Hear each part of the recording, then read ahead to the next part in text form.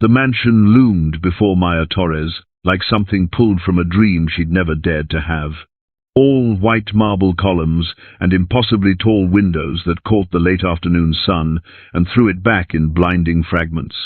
At 19 years old, working 3 part-time jobs while juggling a full course load at the State University, Maya had become an expert at recognizing the invisible boundaries that separated her world from theirs, the world of people who didn't calculate whether they could afford lunch before ordering it.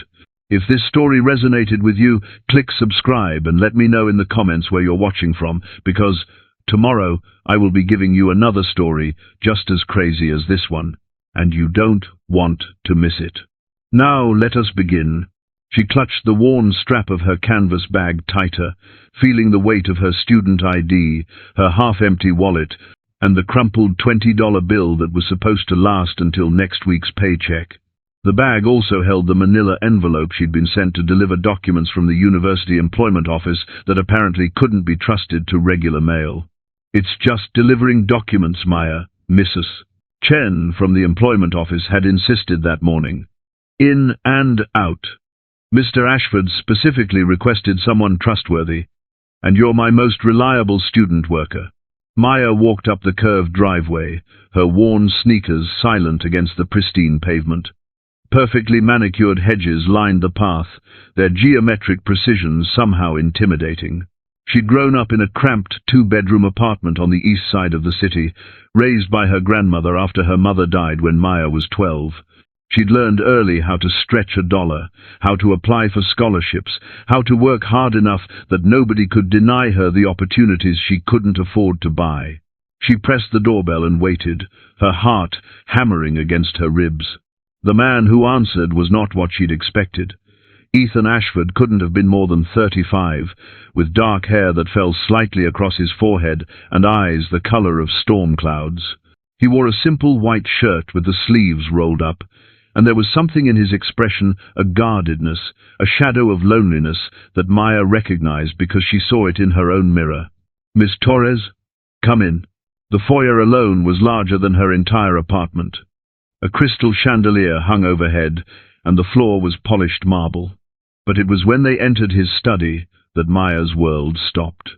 Hanging on the wall was a photograph of a woman with dark hair and warm brown eyes, and a smile that Maya saw every time she looked at her own reflection. The envelope slipped from her fingers. "Why is my mother's picture in your mansion?" The silence was deafening. Ethan's face drained of color. His hand gripped the edge of his desk, knuckles white. His eyes moved from Maya to the photograph and back again. "Your mother," he whispered. "Isabella Torres. She died 7 years ago. Cancer." Maya's voice shook. "And I need to know why you have her picture like she meant something to you." Ethan sat down slowly, as if his legs would no longer support him. 20 years ago I was 15. My father hired a housekeeper named Isabella Torres. She was the only person who ever really saw me, not as an heir to a fortune, but as a kid who needed someone to care.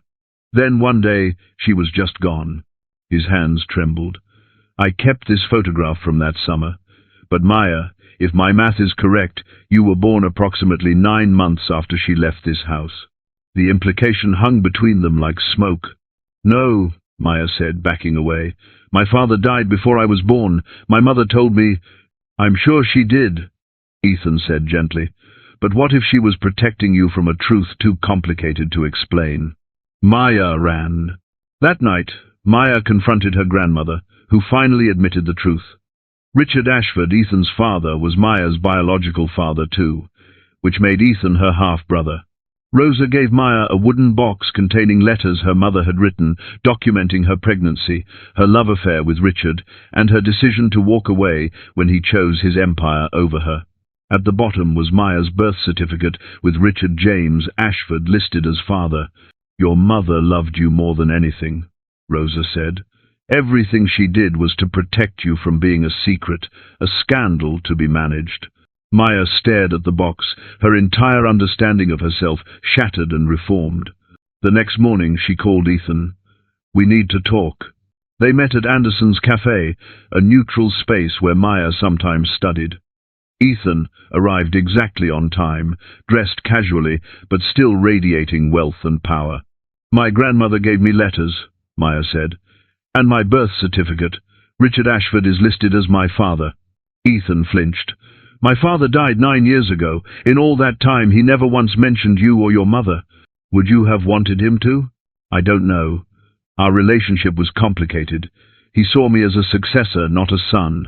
"My mother saw me as everything," Maya said softly. "We had nothing, but I was her whole world."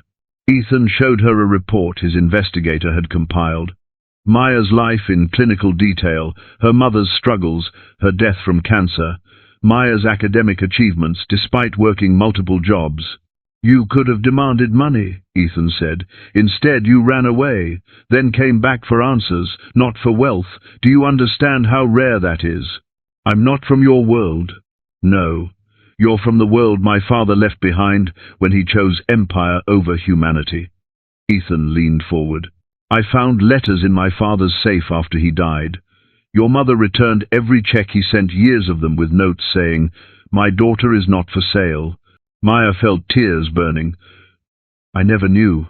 She was protecting you." Ethan met her eyes. The bravest person in this story was a housekeeper who chose dignity over wealth. After a long silence, Maya asked, "So what do we do now?"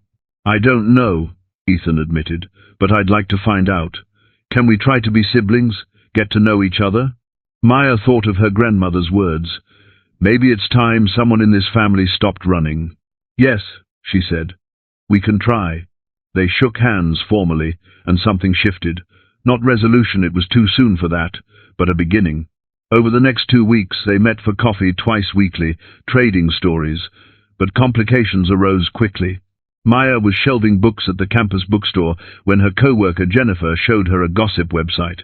Photos of Maya and Ethan at the cafe, with headlines suggesting romance. "Billionaire recluse Ethan Ashford spotted with mystery woman is love finally" in the cards. The comments were vicious. "Gold digger. Nobody. After his money." Maya felt sick. She texted Ethan that maybe they should stop meeting. He called immediately. "No, we don't hide. But Maya, I need to tell you something. My father's attorney contacted me. There's a sealed codicil to his will that's been activated, triggered by proof that you exist." "What does that mean?" "It means we meet with the attorney tomorrow to find out what our father left you." That evening, Maya's panic increased when she received threatening texts from an unknown number. "I know who you really are. We need to talk before you open that codicil. Unless you want the whole world to know the truth." She called Ethan, terrified. He told her not to respond, that he'd handle security. But Maya realized something.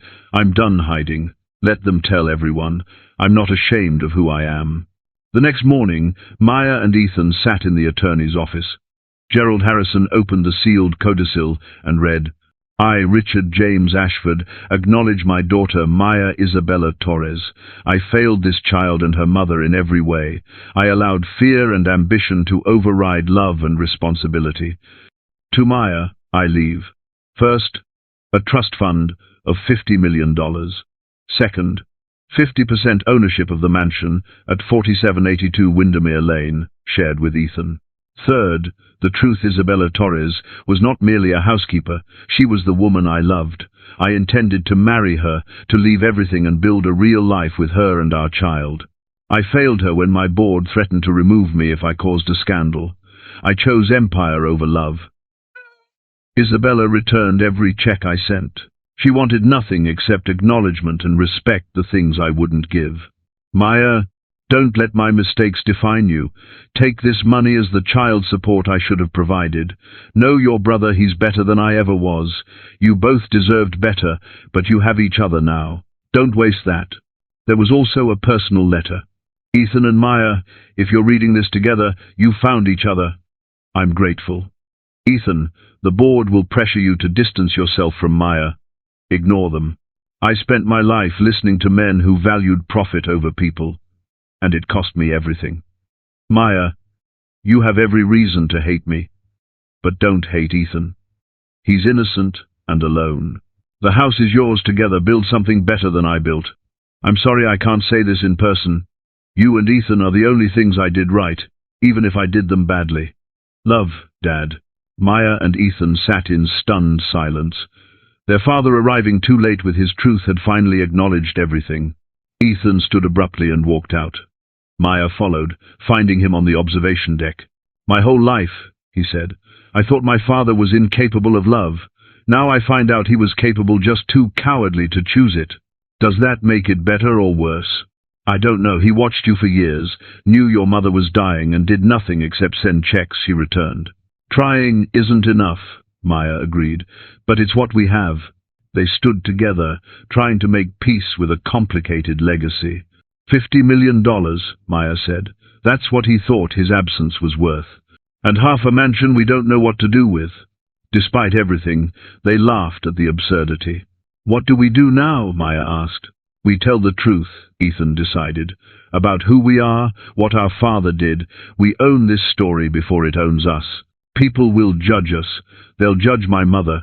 Let them. Your mother refused to be ashamed. We should do the same. Okay, Maya said. We do a press conference. We tell our story. That afternoon, they held the press conference at Ashford Industries headquarters. The room was packed with reporters and cameras.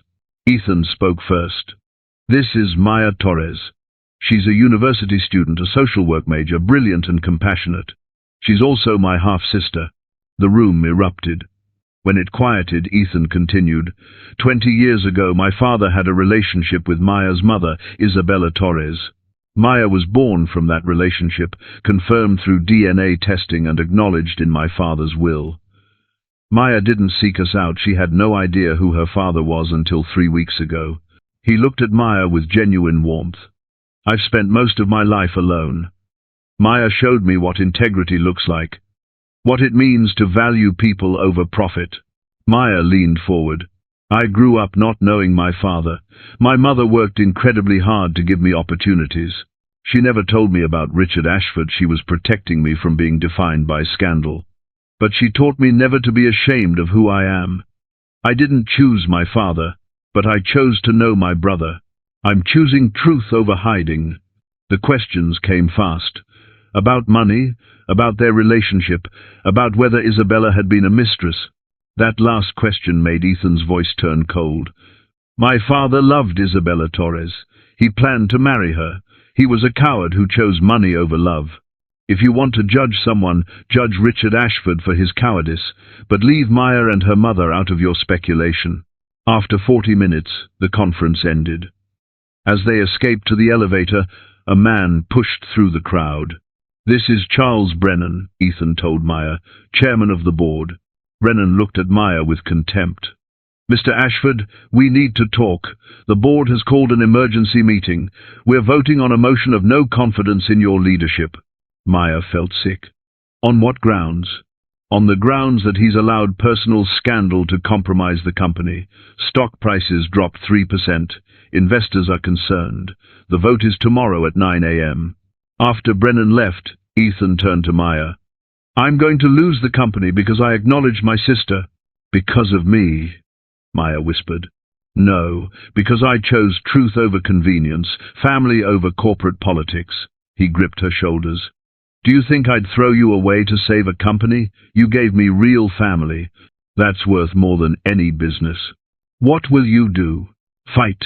Make them understand that integrity matters more than stock prices. He pulled her into a hug. And you'll be okay no matter what. You have the trust fund, options, a future. I don't care about money. I care about you, about us. I know. That's why you're worth fighting for. That night, Maya couldn't sleep. The press conference had gone viral. Number I Stand With Maya was trending. Other people facing similar struggles shared their stories. But there was also cruelty attacks on her mother's memory, suggestions that Isabella had been a scheming immigrant. The next morning, Ethan went to the board meeting while Maya waited anxiously. Hours passed with no word. Finally, her phone rang. Ethan's voice was shaking. It was a tie vote, 7 for removing me, 7 against. In a tie, the motion fails. I keep my position, but I'm on probation. You survived, Maya breathed. We survived. But Maya, there's more. After the vote, Patricia Vance, a major donor I'd approached about charity work, held a press conference.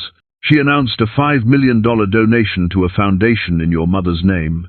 She said, watching us handle this with integrity inspired her. Maya felt tears streaming. A foundation? In Isabella Torres's name, to help young people aging out of foster care, struggling students, people who need support navigating systems designed to exclude them. Ethan's voice was warm. We could run it together, transform that mansion into something meaningful, turn our father's legacy of secrets into something that actually helps people. Maya thought of her mother, who'd worked herself to death helping others. She would have loved that. Then let's do it. Equal partners. You design the programs with your social work expertise. I'll handle funding and logistics. We'll build something better than what our father built. Over the next months, they worked tirelessly. The Isabella Torres Foundation opened with Maya as director in training. The mansion was transformed. The cold, formal rooms became warm, communal spaces, bedrooms for residents, study areas, a commercial kitchen for teaching life skills. On opening day, Maya stood in front of her mother's photograph in the main hall, now accompanied by a plaque. In memory of Isabella Torres, who believed in the power of love, the dignity of work, and the possibility of second chances. This foundation honors her legacy by providing hope to those who need it most.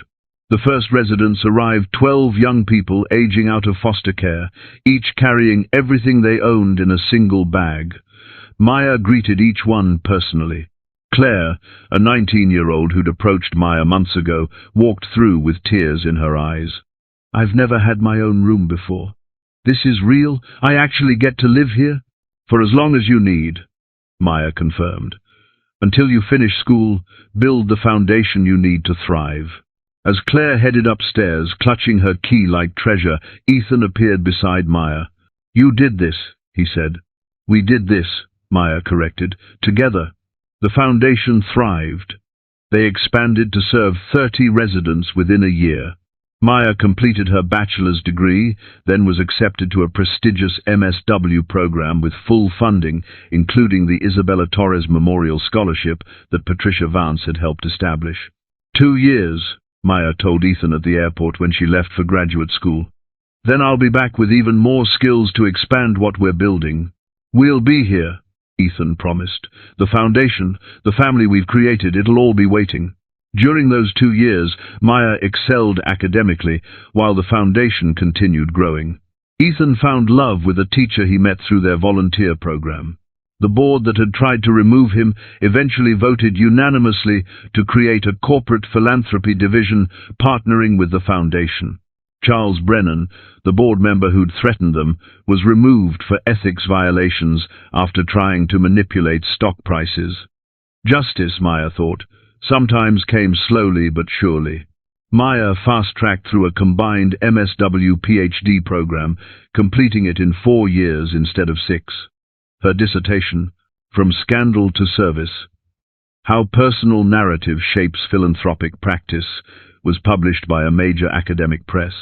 She was offered university positions but turned them down. Her real work was here.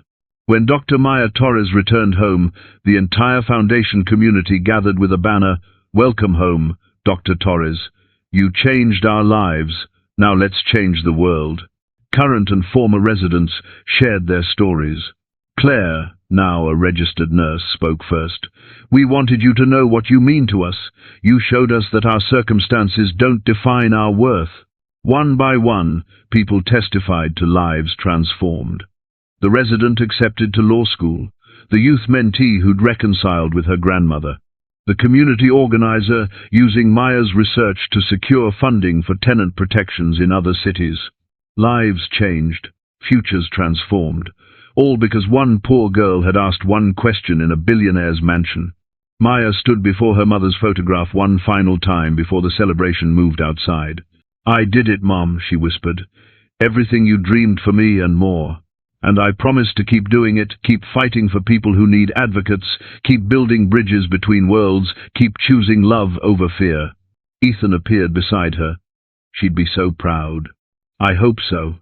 looking around at everything they'd built, the foundation serving hundreds, the policy changes helping thousands, the community of people choosing each other daily. Maya knew her mother's legacy was secure, not in money or buildings or headlines, but in lives transformed, in second chances given, in the simple, revolutionary act of seeing people's humanity and fighting for their dignity. That was Isabella Torres's real legacy. As the celebration continued, as laughter and music filled the house that had once held only secrets and pain, Maya felt something she'd been searching for her entire life finally settled into place. She belonged. She mattered. She was exactly who she was meant to be. Not despite her complicated origin story, but because of it. The poor girl who'd found her billionaire brother, the daughter who'd honored her mother's memory, the social worker who'd transformed personal trauma into systemic change. Dr. Maya Torres, Foundation Director, Advocate, Sister, Granddaughter, and finally, completely whole. Rosa approached, tears in her eyes. Your mother is smiling somewhere, Mija. You took everything she taught you and multiplied it 1,000-fold. We did it together, Maya said. You, me, Ethan, everyone who believed this was possible. Patricia Vance joined them, her arm around her granddaughter, now a confident 18-year-old preparing to graduate high school and planning to study social work. You know what you've created here? You've proven that the most powerful inheritance isn't money. It's values, integrity, the courage to choose what's right over what's easy. Ethan raised a glass for a toast. To Isabella Torres, who taught her daughter that dignity cannot be bought or sold. To Maya, who turned a scandal into a movement. And to everyone here who proves every day that family isn't just biology, it's choice and commitment and showing up for each other. To family, everyone echoed. Maya looked around at the faces surrounding her, her grandmother, her brother, the residents who'd become like younger siblings, the staff who'd become friends, the donors who'd become partners in the work. This was family. Not the family she'd been born into, not the wealth she'd inherited, but the community she'd chosen and built through courage and truth. The mansion that had represented everything she'd never have had, become the foundation for everything she'd always needed, purpose, connection, and the knowledge that her mother's sacrifices had bloomed into something beautiful. Years later, when Maya was interviewed for a documentary about innovative social programs, the interviewer asked, "What would you say to your mother if you could speak to her now?" Maya smiled through tears. "I'd say thank you. Thank you for choosing dignity over wealth. Thank you for teaching me that our worth isn't measured by what we have, but by how we treat people and what we build together. Thank you for every sacrifice, every double shift, every moment you put my future ahead of your comfort." And I'd tell her that her legacy, the real one, isn't in trust funds or mansions. It's in every young person who walks through these doors and discovers they deserve love, support, and second chances. It's in the policy changes that protect vulnerable families. It's in the reminder that one person choosing courage over comfort can change hundreds of lives. She paused, looking directly into the camera. And I'd tell her that the poor girl she raised, the one who asked a billionaire why her mother's picture was in his mansion, she found her way.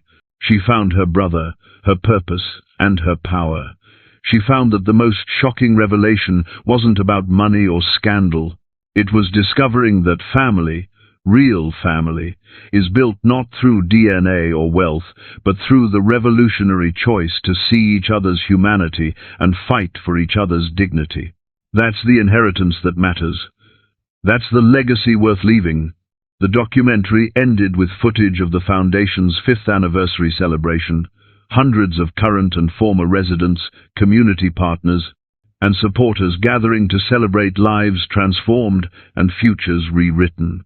And at the center of it all stood Maya and Ethan, brother and sister, partners in purpose, proof that sometimes the most broken beginnings can lead to the most beautiful outcomes. Have you ever discovered that your biggest challenges were preparing you for your greatest purpose? Share your story of transformation in the comments. Your experience might be exactly what someone else needs to hear today. Thank you for watching this story to the end. If you enjoyed this story, you will surely love the next one. It's as crazier and more intriguing as you can ever imagine, so do check it out. Click on the image showing on your screen right now to watch the next one.